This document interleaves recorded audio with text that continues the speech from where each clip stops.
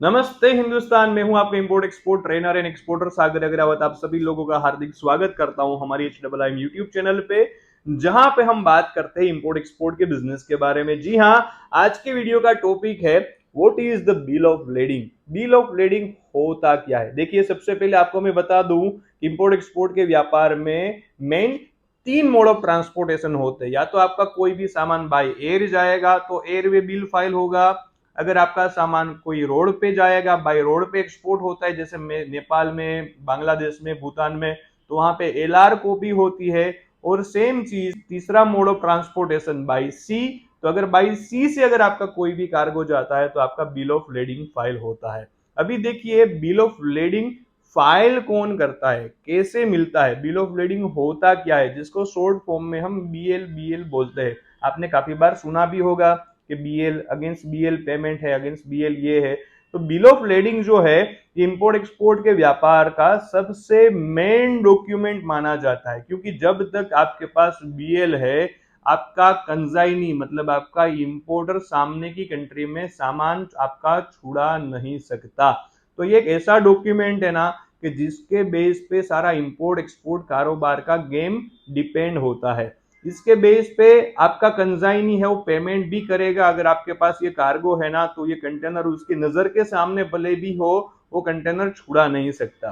तो देखिए, उनमें से ही एक डॉक्यूमेंट है एक बिल ऑफ लेडिंग। यहाँ पे मेरे पास इसकी एक कॉपी भी है, आपकी स्क्रीन पे भी यहाँ पे मैं दिखा दूंगा बिल ऑफ लेडिंग कैसा होता है। तो देखिए, सबसे पहले बिल ऑफ लेडिंग जो है ना, ये इश्यू कौन करता है? सबसे पहले बिल ऑफ लेडिंग इश्यू जो करता है वो करता है शिपिंग लाइन।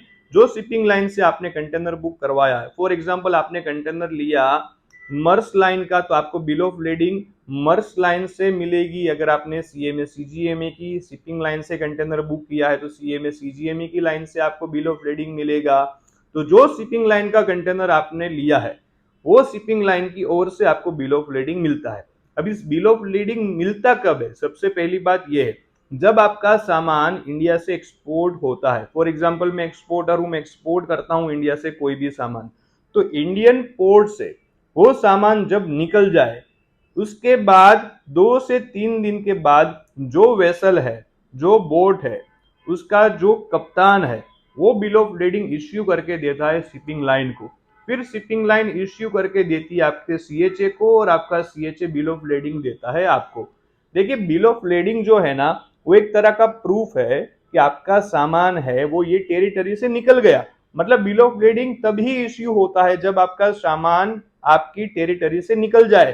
फॉर एग्जाम्पल मैं एक्सपोर्ट करता हूं कोई भी मेरे कंटेनर को यूरोप में, तो मेरा सामान इंडियन पोर्ट से जब निकल जाएगा, वो कंटेनर वेसल में लोड होके वो वेसल निकल जाएगी ना, उसी के बाद बिल ऑफ लेडिंग इश्यू होता है। तो मतलब ये एक तरह का प्रूफ है कि आपने वो सामान का एक्सपोर्ट कर दिया है, उसका वो प्रूफ है। बिल ऑफ लेडिंग घर पे नहीं बनता, क्योंकि इसकी जो ओरिजिनल कॉपी है ना, शिपिंग लाइन से जनरेट होके आती है।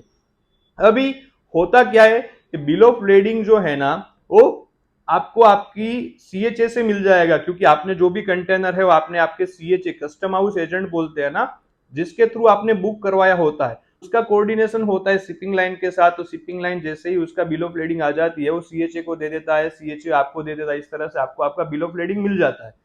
अभी आपको मैं एक चीज बता दूं आपके नॉलेज के लिए, कि बिल ऑफ लेडिंग में भी अलग अलग प्रकार होते हैं। जी हाँ, अगर बिल ऑफ लेडिंग के प्रकार को आप नहीं समझते हो तो आपको ये बिजनेस में जरूर नुकसान जा सकता है, और आपके साथ फ्रॉड भी हो सकता है। जी हाँ, कैसे हो सकता है समझिए।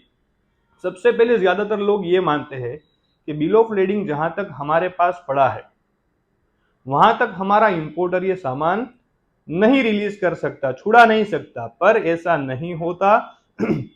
बिल ऑफ लेडिंग के भी अलग अलग प्रकार होते हैं, प्रकार आपको समझने हैं। वो प्रकार को देखते हुए कंटेनर रिलीज होता है, नहीं होता। सबसे पहले जो प्रकार होता है वो प्रकार होता है सीवे। तो जो सीवे बिल ऑफ लेडिंग है, SEAWAY, जब सीवे बिल ऑफ लेडिंग होता है, ये बिल ऑफ लेडिंग जब इश्यू आप कर लेते हो और इसको आप स्कैन करके अपनी पार्टी को आप भेज देते हो, आपके इंपोर्टर को भेज देते हो, तो आपके ओरिजिनल बिल ऑफ लेडिंग की कोई जरूरत नहीं होती। आपका कंटेनर डायरेक्ट वो आपका कस्टमर छुड़ा लेके जाएगा, क्योंकि वो कंटेनर है ना, उसको आपने पहले ही अपने कस्टमर को सरेंडर कर दिया है, मतलब सीवे कर दिया है। तो सीवे जब आप कर देते हो ना, तब आपके ओरिजिनल बिल ऑफ लेडिंग की यहाँ पे कोई जरूरत नहीं होती, फिर इसका कोई मूल्य नहीं होता। वो कंटेनर डायरेक्ट आपके पार्टी को आप दे देते हो, छुड़ा ले जाएगा। तो कभी भी पार्टी से आपको पैसे लेने बाकी हो तब कभी भी सीवे बिल ऑफ लेडिंग मत निकालना। सीवे बिल ऑफ लेडिंग तभी हम निकालते हैं जब पार्टी से हमारा 100% एडवांस पेमेंट आ जाता है तब। अभी जो दूसरा टाइप होता है ना, वो होता है टेलेक्स। टेलेक्स में भी ये सेम है, इसमें बिल ऑफ लेडिंग नहीं आता।